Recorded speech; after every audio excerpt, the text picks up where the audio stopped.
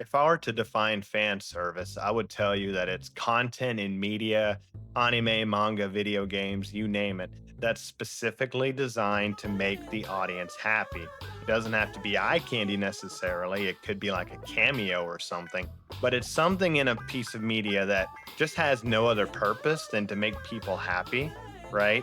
So a lot of people get this confused with just, oh, sexuality. Oh, there's a girl with jiggle physics, or oh, there's a panty shot. That's gooner. That's gross. That appeals to the male gaze, and we can't have that, of course. I'll give you an example of what I'm talking about. So, in the anime Mushoku Tensei, there's a scene in the first episode in which a gust of wind hits the character Roxy, and her panties are revealed. Now, this surprises our protagonist, Rudeus, and it causes him to shoot off a magic spell earlier than intended. Now, that is probably a metaphor right there, number one. But number two, her panties being shown had a purpose in the media. It has context, right? Now, they didn't have to show it, but I mean, there was a point to it. I would not call that an example of fan service.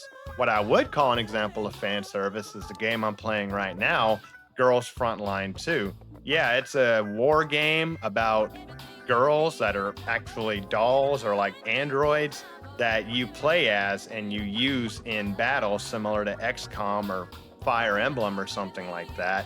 And well, it's a lot of fun. I like the game a lot. I play it every day. I get my dailies in, you know what I mean? And I kind of wail on it a bit.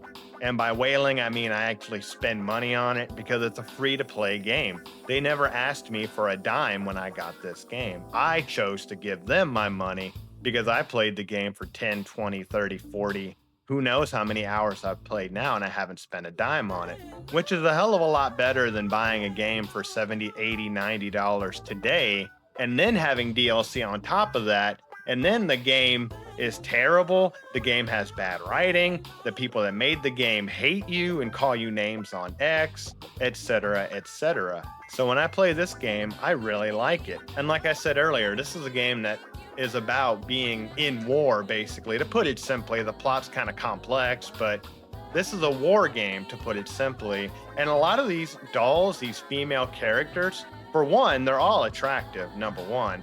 And number two, a lot of these dolls have skins or costumes you can put them in that are absolutely have no purpose other than to make you happy as the person playing the game.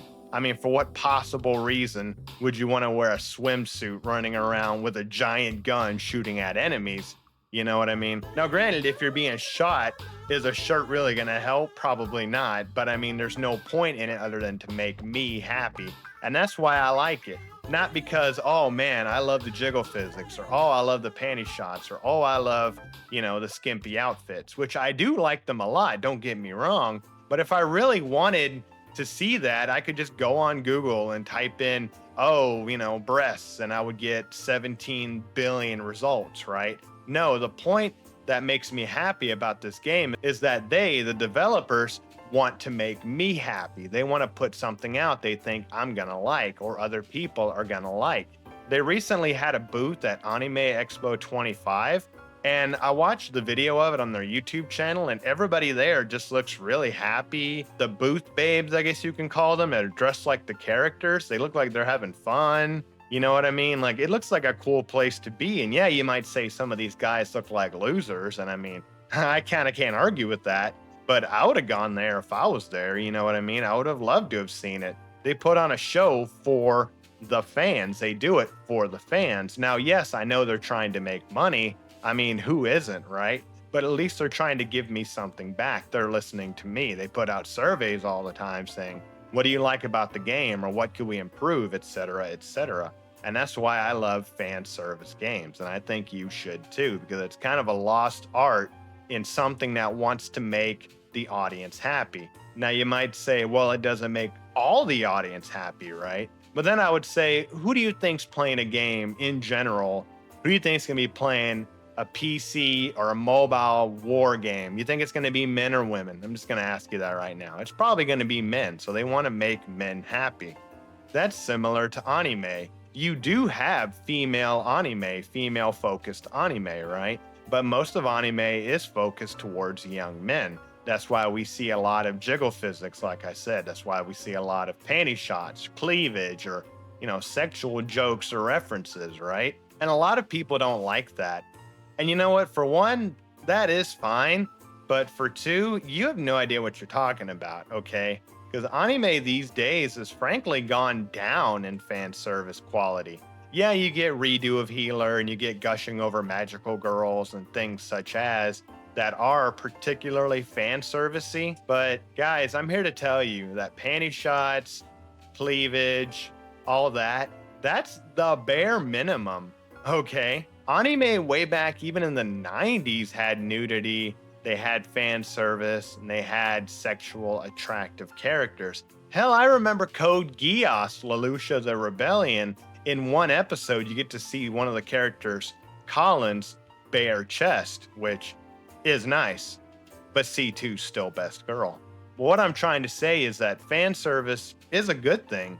And you may not like, oh, well, you know what? I'm a straight man, but I can't stand, you know, good looking women, whatever. Like, okay, but, whatever.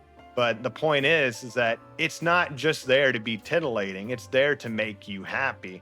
Stellar Blade, Eve, she's attractive to make you happy, to make you enjoy the game. There's no practical reason for it except to make money and to make you happy. And you know what? You might say capitalism's evil, but hey, I appreciate when someone just says, I want your money. I don't like it when people try to act like they're putting on some message or they're trying to act holier than thou. You know what I mean? Every charity you know of is getting a tax write off, okay? Somebody's benefiting from something. But if it does some good for the world in general, so be it. The point of this video, I have no idea. It's just something I've always wanted to talk about. I like fan service and I want more of it. I want more companies, more property, more media to try to make me happy and to earn my business. And at the end of the day, when we do YouTube videos, is that not what we're doing too?